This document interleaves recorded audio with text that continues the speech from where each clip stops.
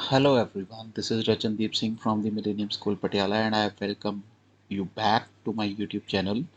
So today we are going to do something really exciting for you. We are diving into the world of animation and hand tracking using PictoBlocks.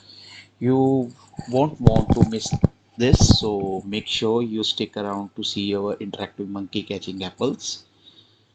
So for that, now let's start with the code. We are going to create two sprites, an apple and a monkey. The apple is initially hidden from the view.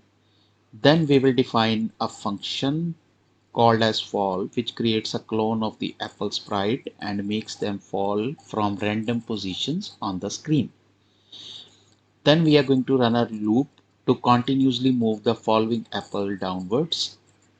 When an apple touches the monkey sprite or reaches the bottom of the screen, it hides and add a new apple on the screen.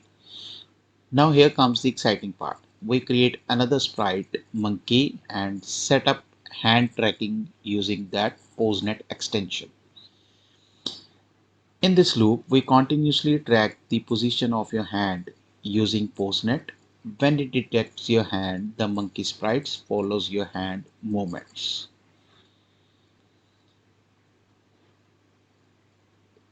And that's it for our PictoBlocks animation and hand tracking code. With this, you can have your very own interactive animation where the monkey catches falling apples. How cool is that? Now you can see the output. The kid is enjoying the game. Thank you for tuning into our channel. If you enjoyed this video, make sure you like and subscribe and hit that notification bell icon so you never miss another exciting code tutorial. See you next time.